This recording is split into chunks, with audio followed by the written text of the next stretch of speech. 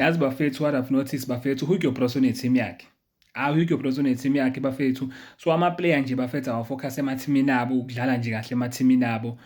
Ukuthi nje azongena kwi-squad, awakhohlwe bafethu. Hugo Bros une-team yakhe, ungadlala uzukhase ngamadolo phansi, uthole amagoli awu-55, uthole ama-man of the match, ube nama-clean sheets ngoba utshela ukuthi uzongena kwi-squad, khohlwa. Hugo Bros nje une-team yakhe ayaziyo nje ukuthi iyona team ayithembile, yabo.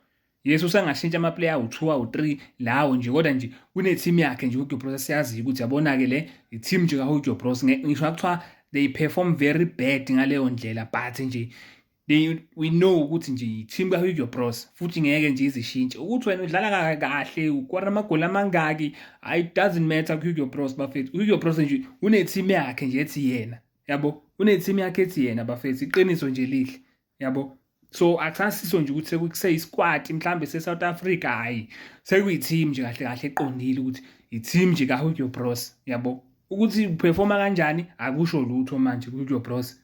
And the reason I'm saying this bafethu, uThembi Nkosi-Lorch bafethu, uBros nje uyamazi kodwa mhlawumbe ukuthi khona umuntu ekuthiwa uThembi Nkosi, usamkhumbula kahle kahle noma usamkhohlwa nje ukuthi khona umuntu ekuthiwa uThembi Nkosi-Lorch emhlabeni mhlawumbe, noma mhlawumbe nje indaba yako Morocco akayibuki nje ibhola lase-Africa. I don't know bafethu, I don't know. I mean uThembi Nkosi-Lorch bafethu uzama ngayo yonke indlela, yes, noma ngeke ngisho ukuthi uzama ukungena kwi-squad, but he's a good player bafethu.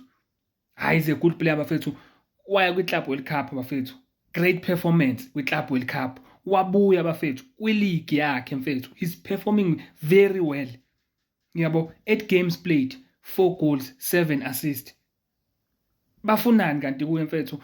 Shuthi lapho i-goal contribution ubani 7, i-goal contribution. Yini ngathi efana zayenza uNyoso bafethu? Hugo Bros bafethu. Okay, noma ngeke ngize ngithi uzongena straight esquadini ukuthi usezokhipha abantu. Just nje i-preliminary squad, just ukukhombisa ukuthi we recognize you.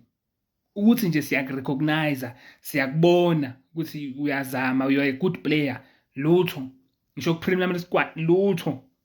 Bafethu, Hugo Bros bafethu, hayi ngeke ngisho lutho bafethu. Ikhehla likhetha ngendlela yalo, yabo, ngoba ngisho ukuthi ikhehla bafethu line-team yalo, aliyekwe nje straight, aliyekwe seline-team yalo straight elaziyo. Yabo ngisho kuyiwa nje manje ku-AFCON World Cup, leyazi nje ukuthi obani abazohamba, obani ngebahambi.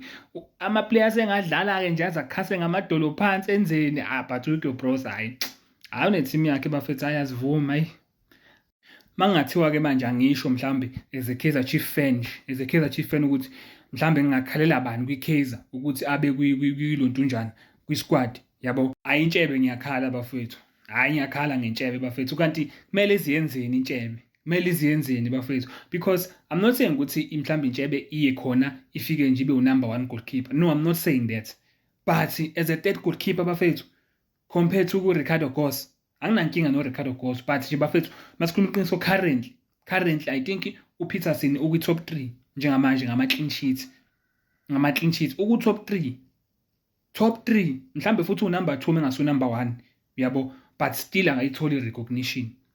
Ngisho kwi-Premier Squad ukuthi-ke nje cha, fanga u-number 3 lo muntu o-goalkeeper, yabo, because mangikomparisha yena no-Ricardo Goss mhlambe uyamshiya mhlambe ngama-clean sheets awu-2, yabo, but still bafethu, mina ngazi bafethu kumele kuze kwenziweni.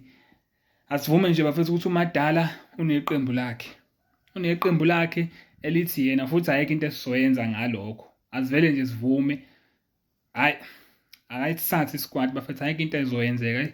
Sesiyobona vele kusamalontunjana, kusama-friendlies sekuyobonakala kwi-AFCON bafethu, otherwise